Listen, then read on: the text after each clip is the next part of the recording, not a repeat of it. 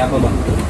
Ini terkait demonstrasi yang sudah 3 hari ya, tanggal 25, terus tanggal 28, dan hari kemudian ini. sekarang hari ini 29 ya. Ini tidak terlepas atau ini terkait erat dengan pernyataan-pernyataan dan perilaku anggota DPR di DPR sendiri ya, yaitu perilaku persoalan kenaikan gaji yang dibarengi dengan tari-tarian dari anggota DPR, kemudian ada ucapan dari salah satu anggota DPR, Saroni, yang menyatakan masyarakat yang menyatakan ingin membubarkan DPR itu tolol. Itu juga adalah salah satu pemicu atau trigger sehingga demo ini berlangsung besar-besaran. Jadi ada kekecewaan masyarakat terhadap apa yang dilakukan di DPR, itu sudah pasti. Kemudian ada beberapa anggota DPR yang kemudian menantang rakyat, itu juga salah satu yang memicu. Jadi selain dari kebijakan-kebijakan pemerintah yang kadang-kadang blunder ya, yang pertama mengenai kenaikan pajak, yang kedua mengenai pemblokiran rekening, yang ketiga mengenai lahan-lahan yang disita oleh negara karena tidak dimanfaatkan selama 2 tahun. Ini kan kebijakan yang blunder ya, tapi pemicu utama adalah adanya anggota DPR yang menari-nari di atas penderitaan rakyat. Rakyat sedang sengsara, nyari makan susah, banyak yang nganggur. Kemudian anggota DPR mendapatkan kenaikan gaji yang signifikan, yang kemudian dipublikasikan sebagai suatu kebahagiaan. Ya, kemudian mereka menari-nari.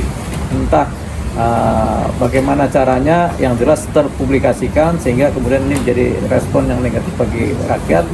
Rakyat kemudian merasa kecewa, merasa DPR ini tidak peka dengan penderitaan rakyat. Jadi itu penyebabnya.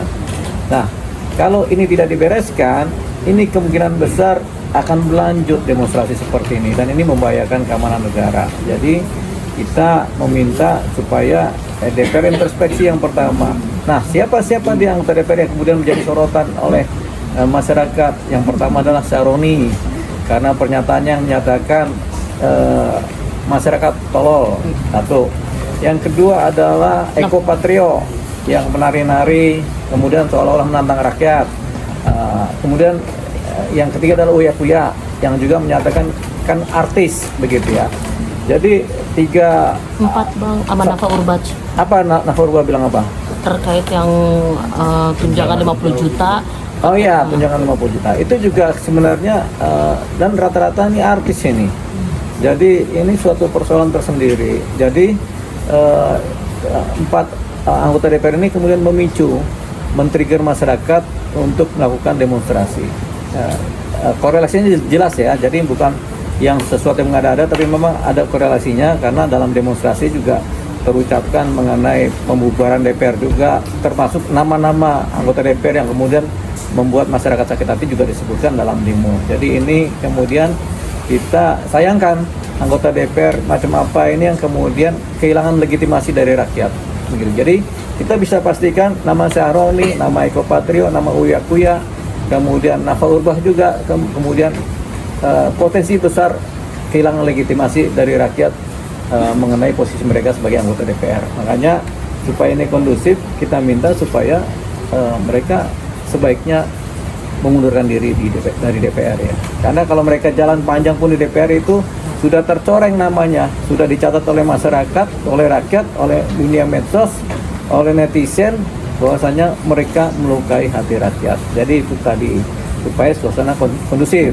Jadi sumber masalahnya di demo kemarin dan sekarang ini adalah adanya kekecewaan masyarakat terhadap anggota DPR yang menjadi sombong dan congkak.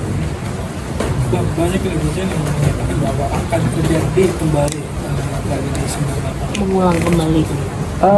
Potensi itu ada, potensi terjadinya peristiwa 98. Hanya saja ini kan yang disasar adalah DPR.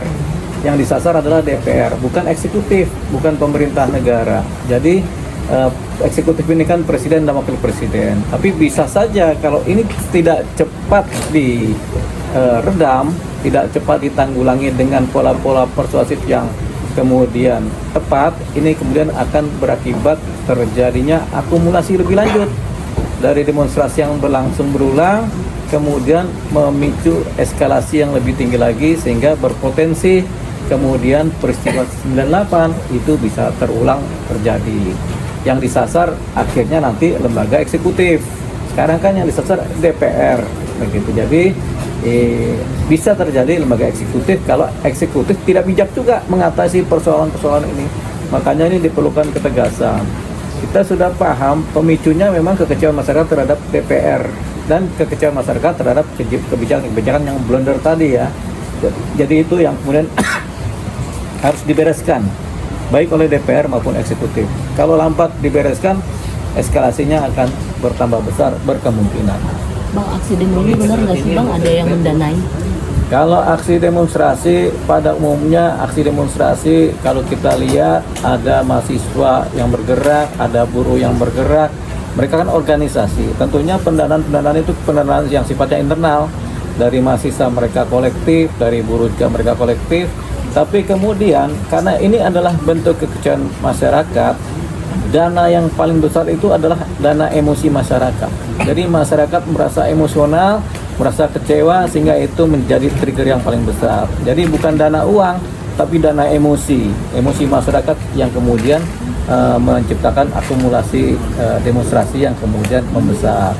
Nah, ini yang cepat ditanggulangi. Nah, siapa masyarakat itu? Masyarakat itu masyarakat umum, anak sekolah, anak STM, kemudian anak-anak yang masih muda yang tidak bekerja, banyak yang nganggur, kemudian ojol juga yang pendapatannya sedemikian rupa rendah, tapi kemudian mengalami kekecewaan, termasuk juga kesalahan-kesalahan dalam hal eksiden, terjadinya eksiden di mana aparat kepolisian kemudian menciptakan insiden dan eksiden yang menyebabkan kematian satu orang anggota ojol, yaitu Afan. Siapa namanya? Afan Kurniawan. Begitu, itu dia.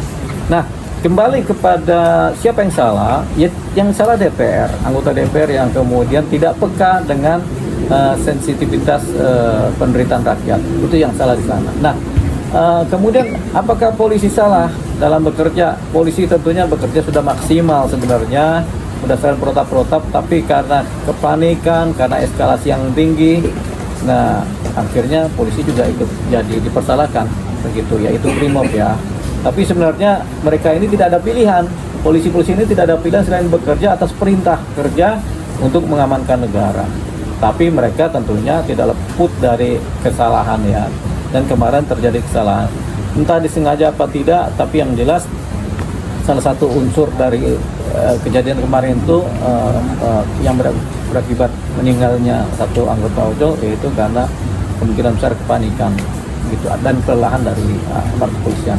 Tapi mereka tetap salah secara protap ya, prosedur tata kerja penanganan demo. Jadi kalau mengenai menyebabkan kematian seseorang itu, kalau KUP kan ada pasal kelalaian. Barang siapa karena lalainya menyebabkan kematian seseorang, itu tentu ada pasalnya. Itu proses pidana. Dalam konteks pekerjaan juga begitu. Walaupun pekerjaannya ada perintah yang tegas dari negara, tapi kemudian karena kelalaian menyebabkan kematian orang lain, ya itu tentunya tetap diproses secara hukum ya. Dan itu yang kemudian pertama adalah sidang etik, kedua adalah mencari tahu duduk soal kesalahannya, yang ketiga memang karena kelalaian menyebabkan kematian orang lain ya. Dan ini karena menjadi suatu hal yang fundamental yang memang signifikan untuk dibahas ya. Kalau nggak selesai ini kan berbahaya, jadi memang harus cepat dibereskan hukumnya. Siapa? Saroni. Emang melarikan diri? Betul. Ada faktanya? Ada, udah beredar. Kalau ada faktanya Roni melarikan, Saroni melarikan diri ke Singapura, ya dia memang penakut. Jadi ketika dia bilang masyarakat tolol, sebenarnya yang tolol adalah dia. Jadi dia tidak bisa membedakan bagaimana kemampuan otak bekerja, bagaimana kompleksitas kehidupan bekerja. Jadi main sembarangan aja bicara tolol. Jadi yang tolol adalah Haruni sendiri. Makanya dia harus mundur dari DPR. Kalau enggak, ini DPR akan tercoreng terus. Kita pasti jamin ini DPR tercoreng terus dan berbahaya untuk kedepannya. yang tadinya masyarakat menyerangnya DPR bisa berubah menjadi menyerang lembaga eksekutif yaitu pemerintah. Ini yang berbahaya. Dan ini bisa chaos pada satu titik kalau tidak cepat-cepat diredam oleh eksekutif sendiri sebagai lembaga yang kuat kan.